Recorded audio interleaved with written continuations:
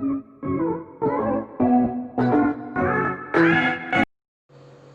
Students, welcome to JK learning planet.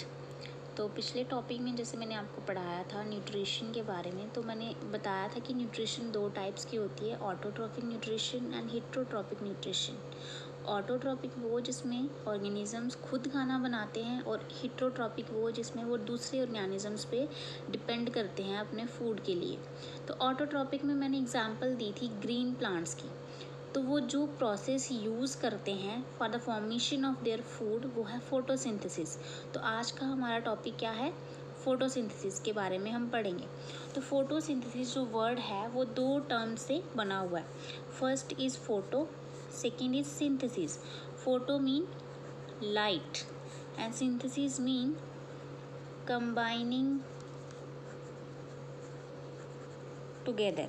ठीक है, तो इसका मतलब क्या हुआ? Combining together in the presence of light. ऐसा प्रोसेस जिसमें कुछ जो है वो कंबाइन हो रहा है, लेकिन किसकी प्रेजेंस में? लाइट के प्रेजेंस में। ठीक है, तो ये कौन सा प्रोसेस है जिसमें ऑर्गेनिक फूड जो है वो बनता है फ्रॉम इनऑर्गेनिक रॉ मटेरियल से। ठीक है, लेकिन इन प्रेजेंस ऑफ लाइट। अगर लाइट नहीं होगी तो ये प्रोसेस नहीं होगा। तो फोटोसिंथेसिस जो है वो सिर्फ ग्रीन प्लांट्स में नहीं होती है, कुछ अदर ऑर्गेनिजम्स हैं लाइक प्रोकैरियोट्स, जिसमें आएगा साइनोबैक्टीरिया, ग्रीन सल्फर बैक्टीरिया,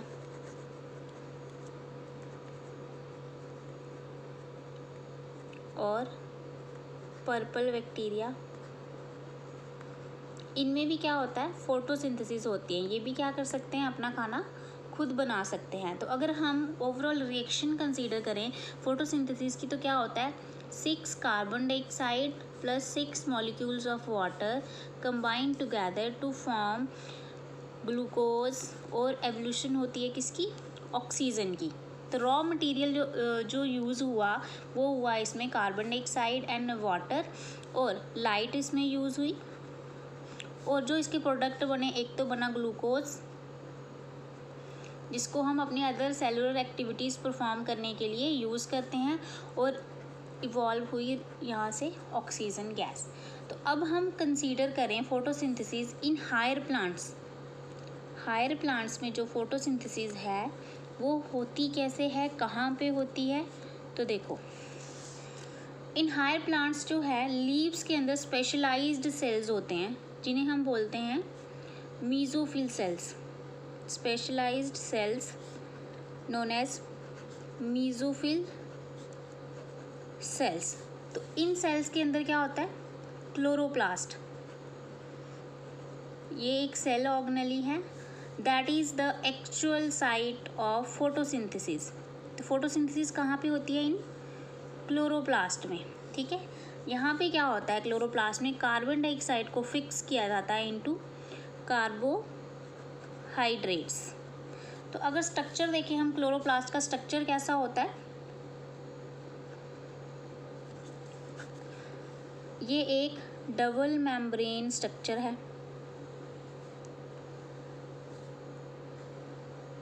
ये आपकी आएगी आउटर मेम्ब्रेन, ये आपकी आएगी इनर मेम्ब्रेन, और जो इन दोनों के बीच की स्पेस है इसे हम बोलते हैं इंटर मेम्ब्रेन स्पेस। और जो पूरा का पूरा एरिया इनर मेम्ब्रेन ने अपने अंदर कवर किया है, ये सारा का सारा जो एरिया है, इसे हम बोलते हैं स्ट्रोमा। और इसके अंदर प्रेजेंट होते हैं ग्रेना। ग्रेना क्या होता है?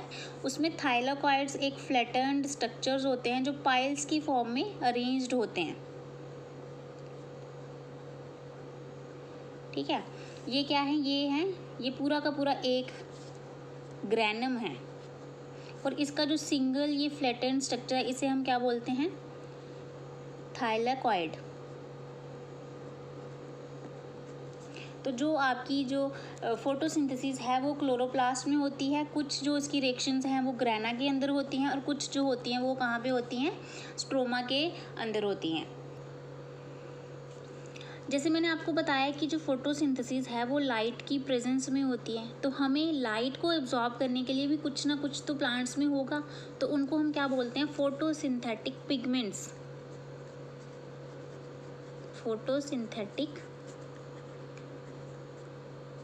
पिगमेंट्स ये क्या हैं, ये ऑर्गेनिक सब्सटेंसेस हैं जो एब्जॉर्ब करते हैं लाइट को, absorb light of specific wavelength.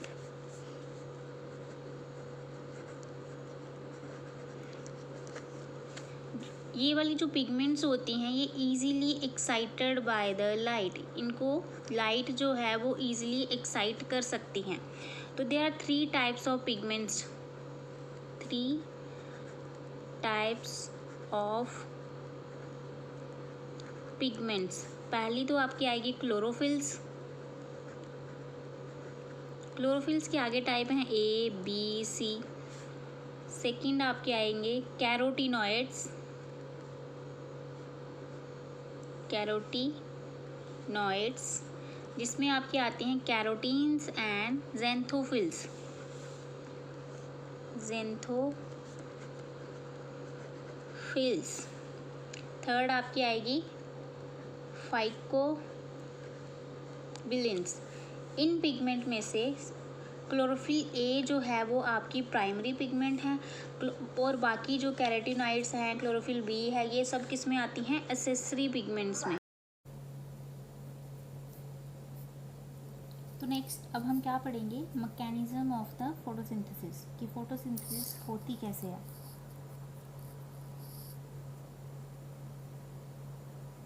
Synthesis तो ये 2 फेजेस में होती है। First one is light reaction और सेकेंड है आपकी dark reaction. Light reaction and dark reaction both occurs in chloroplast, लेकिन अलग अलग पार्ट में। जैसे लाइट रिएक्शन है वो होती है ग्रेना एंड थाइलाकॉइड मेम्ब्रेन में, मेम्ब्रेन। डार्क रिएक्शन होती है स्ट्रोमा में। अब लेते हैं हम फेज फर्स्ट है light reaction.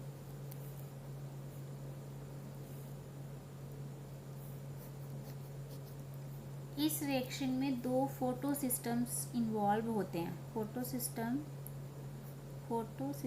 1 and photo system 2। तो अब हमें पता होना चाहिए ये फोटो सिस्टम होते क्या है। जो लाइट रिएक्शन है उसमें सेवरल प्रोटीन कॉम्प्लेक्सेस इन्वॉल्व होते हैं। क्या होता है कि जो पिगमेंट्स होती हैं वो बाइंड करती हैं विद प्रोटीन्स और बनाती क्या है, लाइट हार्वेस्टिंग कॉम्प्लेक्सेस। इन कॉम्प्लेक्सेस में हंड्रेड्स ऑफ पिगमेंट मॉलिक्यूल्स होते हैं, पिगमेंट मॉलिक्यूल्स होते हैं, और प्लस एक सिंगल क्लोरोफिल ए मॉलिक्यूल होता है, क्लोरोफिल ए। तो जो क्या होता है, क्लोरोफिल ए जो है उसको हम क्या बोलते हैं, इस मॉलिक्यूल को हम बोलते हैं रिएक्शन सेंटर। तो डायग्रामेटिकली अगर हम देखें तो कैसा होता है, ये है आपका reaction centre, that is chlorophyll A molecule, और बाकी की जो पिगमेंट्स हैं वो इसके अराउंड अरेंज्ड होती हैं। तो जब लाइट जो है इस पे फॉल करेगी तो ये जो एसेसरी पिगमेंट्स हैं इसको कलेक्ट करके कहाँ पहुँचाएंगी, रिएक्शन सेंटर में। ठीक है, तो इलेक्ट्रॉन जो डोनर होता है, आगे बढ़ाऊंगी मैं क्या रोल होता है, इलेक्ट्रॉन जो है वो इसको अपने इलेक्ट्रॉन्स देता है रिएक्शन सेंटर को। तो जब लाइट इस रिएक्शन सेंटर पे पहुंचती है तो ये इलेक्ट्रॉन जो है एक्साइट होके जाते हैं इलेक्ट्रॉन एक्सेप्टर के पास। ठीक है। तो ये होते हैं आपके फोटो सिस्टम, ऐसे स्ट्रक्चर्स होते हैं। तो अब आपको पता चल गया होगा कि फोटो सिस्टम होते क्या हैं। तो अब लाइट रिएक्शन जो है उसमें कितने स्टेप्स हैं? लाइट रिएक्शन में 2 स्टेप हैं। Step 1 is splitting of water, splitting of water. तो वाटर जो स्प्लिट होता है वो किस में होता है? रिएक्शन देखेंगे तो हाइड्रोजन आयंस में, इलेक्ट्रॉन्स में, और ऑक्सीजन जो है वो यहाँ पे रिलीज होती है, जो क्लोरोप्लास्ट से डिफ्यूज आउट बाहर निकल जाती है। तो ये स्प्लिटिंग जो होती है वो होती कहाँ पे है? It occurs in water splitting complex of PS photo system second, जो कहाँ पे है? थाइलाकॉइड मेम्ब्रेन में, थाइलाकॉइड मेम्ब्रेन में। तो इस कॉम्प्लेक्स को और हम क्या बोलते हैं? Oxygen evolving, oxygen evolving complex.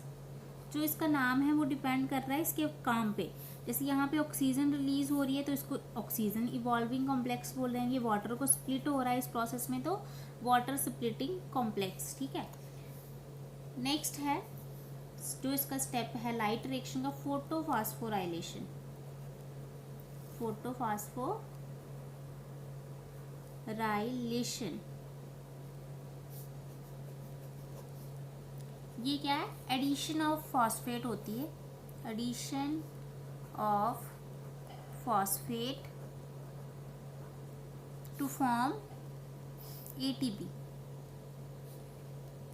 ATP क्या होती है? Currency of energy in the cell. तो ये दो वेज में होती है। एक तो होती है साइक्लिक, दूसरी होती है नॉन साइक्लिक। साइक्लिक जो है वो किस में होती है? बैक्टीरियाज वगैरह में होती है, और ग्रीन प्लांट्स में होती है।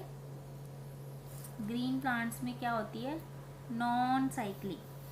साइक्लिक में सिर्फ एक ही फोटो सिस्टम इन्वॉल्व होता है, दैट इज फोटो सिस्टम 1, और इसमें दोनों फोटो सिस्टम सेकेंड भी, फोटो सिस्टम 1 भी। जैसे आपको पता है कि जो वाटर स्प्लिटिंग कॉम्प्लेक्स है वो प्रेजेंट होता है along with photo system second. It means यहाँ पे स्प्लिटिंग ऑफ वाटर नहीं होगा। स्प्लिटिंग ऑफ वाटर जो है वो क्या होगा? एब्सेंट होगा। और यहाँ पे प्रेजेंट है तो यहाँ पे स्प्लिटिंग ऑफ वाटर जो है वो होगा। साइक्लिक में क्या होता है? ATP फॉर्म होती है, ऑक्सीजन जो रिलीज नहीं होती। इसमें ATP फॉर्म होगा, NADPH फॉर्म होगा, और फॉर्म होगा ऑक्सीजन। यहाँ पे वाटर कंज्यूम नहीं होगा, नॉट कंज्यूम्ड। यहाँ पे वाटर कंज्यूम होगा। अब देखो ये प्रोसेस होते कैसे हैं। तो देखो मैंने आपको बताया फोटोफॉस्फोराइलेशन 2 वेज में होती है, एक होती है साइक्लिक, दूसरी होती है नॉन साइक्लिक। तो साइक्लिक देखो उसमें सिर्फ फोटो सिस्टम जो 1 है वो फॉर्म मतलब कि इन्वॉल्व होता है। इसमें क्या होता है? फोटोन आया तो ये एक्साइट हुआ रिएक्शन सेंटर, यहाँ से इलेक्ट्रॉन्स निकल के ये इलेक्ट्रॉन जो एक्सेप्टर कॉम्प्लेक्सेस होते हैं इनसे पास ऑन होते होते अगेन इसी रिएक्शन सेंटर में पहुँचते हैं। तो ये क्या है? एक साइकिल की फॉर्म में है, जहाँ से ये इलेक्ट्रॉन जा रहे हैं वहीं पे आके फिर से लास्ट में वहीं पे आके पहुँच रहे हैं, और यहाँ पे क्या फॉर्मेशन हो रही है? ATP। तो अगर हम कंसीडर करें नॉन साइक्लिक के फॉर्म में, तो इसमें क्या होता है? जो सबसे पहले तो स्प्लिटिंग ऑफ वाटर हो रही है, इलेक्ट्रॉन्स जो हैं जा रहे हैं PS1, ये आपका PS सेकेंड है, ये आपका PS1 है, ठीक है। सबसे पहले क्या होगा? PS सेकेंड जो है उसका जो रिएक्शन सेंटर होगा वो इलेक्ट्रॉन्स को क्या करेगा? रिलीज करेगा। तो वो डिफरेंट कॉम्प्लेक्सेस जो मॉलिक्यूल्स हैं, ऑर्गेनिक मॉलिक्यूल्स, उनसे होते हुए जाएंगे PS सेकेंड में, फोटो सिस्टम फर्स्ट में जाएंगे, सॉरी। तो उसके बाद वो इलेक्ट्रॉन्स फिर से क्या होगा? रिलीज करेगा एक्साइटेड फॉर्म में। तो वो इलेक्ट्रॉन जाके एक्सेप्ट कौन करता है? NADP, और फॉर्मेशन होती है NADPH। तो इसमें क्या हो रहा है, इलेक्ट्रॉन्स यहाँ से इनिशिएट होके लास्टली एक्सेप्टर कौन आ रहा है, NADPA। तो ये क्या है, साइक्लिक नहीं है, यहाँ पे एक्सेप्टर अलग है, रिलीज कहीं से हो रहे हैं और एंड जाके कहीं पे हो रहे हैं। तो ये क्या है, एक नॉन साइक्लिक फोटोफॉस्फोराइलेशन है, इसे हम Z स्कीम भी बोलते हैं। सो स्टूडेंट्स, आपको पता चल गया होगा कि जो साइक्लिक है उसमें इलेक्ट्रॉन्स जो मूव करते हैं इन सर्कुलर पैटर्न करते हैं, और नॉन साइक्लिक में नॉन साइक्लिक पाथ में, मतलब इलेक्ट्रॉन डोनर और एक्सेप्टर जो है वो डिफरेंट हैं। तो आपको ये फोटोफॉस्फोराइलेशन में PS फोटो सिस्टम 1 और फोटो सिस्टम 2 का कॉन्सेप्ट आया होगा। तो इन दोनों में क्या डिफरेंस है, बाकी सारा का सारा सेम है, बस जो क्लोरोफिल A मॉलिक्यूल है इनमें रिएक्शन सेंटर है, जो उनकी जो एब्जॉर्प्शन पीक है उसमें डिफरेंस है। जैसे PS1 में जो क्लोरोफिल A मॉलिक्यूल है वो 700 नैनोमीटर से ज़्यादा की जो लाइट होगी, जिसकी वेवलेंथ 700 नैनोमीटर से ज़्यादा होगी, उसको एब्जॉर्ब नहीं कर पाएगा, 700 तक वो कर लेगा। और जो PS2 है उसमें जो क्लोरोफिल A मॉलिक्यूल है वो 680 नैनोमीटर तक की वेवलेंथ को एब्जॉर्ब करेगा, उससे ज़्यादा की अगर वेवलेंथ होगी तो वो एब्जॉर्ब नहीं कर पाएगा। फोटोसिंथेसिस का फर्स्ट फेज तो हुआ, सेकेंड फेज जो है इसका वो है डार्क रिएक्शन। डार्क रिएक्शन, इसको हम कैल्विन साइकिल भी बोलते हैं, C3 साइकिल भी बोलते हैं, लाइट इंडिपेंडेंट रिएक्शन भी बोलते हैं, लाइट इंडिपेंडेंट रिएक्शन भी बोलते हैं, और बोलते हैं बायोसिंथेटिक फेज, क्योंकि यहाँ पे क्या बन रहा है, ग्लूकोज बन रहा है, बायोसिंथेटिक फेज। ये होता कहाँ पे है, स्ट्रोमा ऑफ द क्लोरोप्लास्ट। इसमें ATP, NADPH और कार्बन डाइऑक्साइड जो है वो यूज होती हैं, यूज्ड, और फॉर्मेशन होती है ग्लूकोज की, ग्लूकोज और शुगर।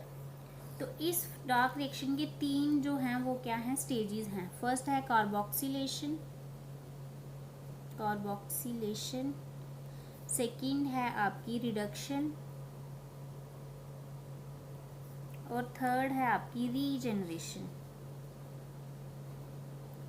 कार्बोक्सिलेशन में क्या होता है, एक कंपाउंड है आपका RuBP, ये क्या करता है, कार्बन डाइऑक्साइड के साथ रिएक्ट करके बनाता है फॉस्फोग्लिसरिक एसिड। ये होता है 3 कार्बन कंपाउंड जो होता है, इसमें 3 कार्बन कंपाउंड है, जो फर्स्ट प्रोडक्ट बन रहा है वो 3 कार्बन कंपाउंड है, इसलिए हमें इसको क्या बोलते हैं, C3 साइकिल। ठीक है, फर्स्ट में ये क्या हुआ, RuBP राइबुलोज बाईफॉस्फेट जो है वो कार्बन डाइऑक्साइड के साथ रिएक्ट करके बना रहा है 3 carbon compound phosphoglyceric acid in the presence of enzyme Rubisco. इस एंजाइम का नाम याद रखना। नेक्स्ट स्टेप में क्या होता है, रिडक्शन स्टेप में क्या होता है, आपके कार्बोहाइड्रेट फॉर्मेशन होगी, कार्बोहाइड्रेट्स बनेंगे और ATP जो है वो यूज होगा। ठीक है, और लास्ट वाला जो स्टेप है रीजनरेशन। रीजनरेशन में क्या होता है, जो आपने RuBP फर्स्ट स्टेप में यूज किया है उसको रीजनरेट किया जाता है बाय फॉस्फोराइलेशन, फॉस्फेट ऐड करके, ताकि ये रीजनरेट होके और कार्बन डाइऑक्साइड के साथ रिएक्ट करके ये बनाए फॉस्फोग्लिसरिक एसिड, और एक साइकिल जो है वो चलता रहे। ठीक है, तो आज हमने क्या पढ़ा, फोटोसिंथेसिस, जिसमें 2 फेजेस थे, लाइट रिएक्शन और डार्क रिएक्शंस। लाइट रिएक्शन कहाँ पे होती है ये बताया, कैसे होती है, डार्क रिएक्शन कैसे होती है। लाइट रिएक्शन में सिर्फ ATP और NADPH बनता है, जो एज ए फ्यूल यूज होते हैं for the formation of glucose, और लाइट रिएक्शन के दौरान ही जो है ऑक्सीजन इवॉल्व हो जाती है। और डार्क रिएक्शन में क्या होता है, ATP जो चीज़ें बनी हैं लाइट रिएक्शन में, ATP और NADPH, उनको यूज़ करके क्या बनाते हैं हम, glucose sugar, that is organic food है जो प्लांट्स के लिए। ठीक है, तो स्टूडेंट आज की वीडियो में इतना ही। अगर आपको ये वीडियो पसंद आई हो तो इसे लाइक करें और हमारे चैनल को सब्सक्राइब ज़रूर करिएगा। Thank you.